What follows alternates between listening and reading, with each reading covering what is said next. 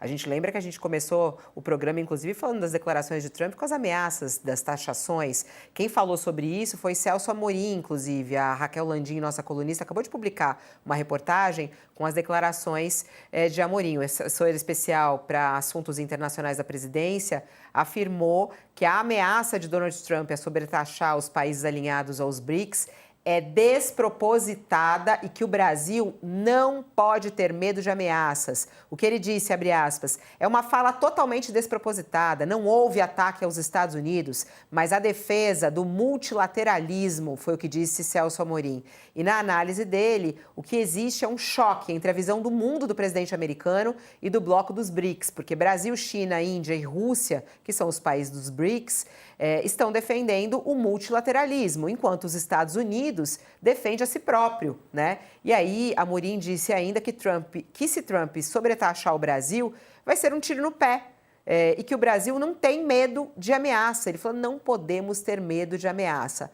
Tá aí a declaração de Celso Amorim, que também, apesar de ele ser um representante do governo, ele sempre fala isso, né? Ele não está falando pelo governo, não foi o Lula que disse isso, foi Celso Amorim. Agora, do ponto de vista de Bolsonaro, professor Schneider, Lula deve responder, deve entrar nessa briga política? Eu acho que não. Eu acho que entender que Trump é um apoiador de Bolsonaro. Veja, o Brasil, ele se configurou no Brasil, se configuraram dois blocos, né? Então, quando a gente olha as pesquisas, a gente vê que não se mexe muito quem aprova muito Lula e quem aprova, vamos dizer assim, o processo pelo qual está passando o presidente Bolsonaro e quem desaprova Lula e quem desaprova o processo pelo qual o presidente Bolsonaro está passando. Estou falando isso do ponto de vista da opinião pública, né? E aí você tem um pessoal no meio ali que uma hora vai para um lado, uma hora vai para o outro. Então, eu teria menos preocupação em relação a Olha isso. só, desculpa até te cortar, porque a gente falou sobre o pronunciamento do governo. Ela, que estava mais quietinha nos últimos tempos, resolveu falar, a ministra Gleisi Hoffmann, agora no governo. Antes ela era presidente do PT e uma deputada federal. Acabou de se pronunciar sobre exatamente as declarações de Donald Trump.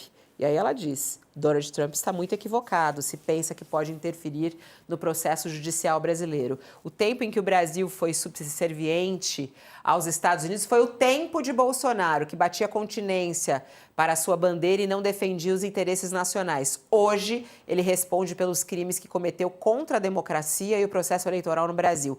Não se pode falar em perseguição quando um país soberano cumpre o devido processo legal no Estado Democrático de Direito que Bolsonaro e seus golpistas tentaram destruir. O presidente dos Estados Unidos deveria cuidar dos seus próprios problemas, que não são poucos, e respeitar a soberania do Brasil e do nosso judiciário. Tá aí declaração forte da ministra Gleisi Hoffmann, mostrando a posição do governo já.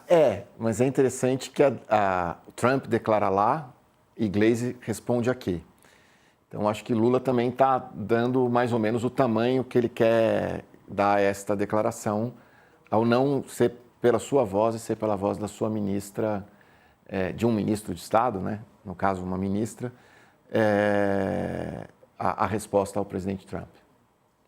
E aí, professora, só para a gente encerrar, tempo praticamente esgotado aqui, declaração forte da Gleisi. Vamos ver se vai vir alguma outra declaração do judiciário ou do presidente Lula, né? Agora é esperar para ver se vai ter alguma repercussão aí maior. Provavelmente Lula vai ser instigado a falar na coletiva depois no final dos BRICS. E assim a gente vai saber qual vai ser o tom que ele vai dar para essa declaração.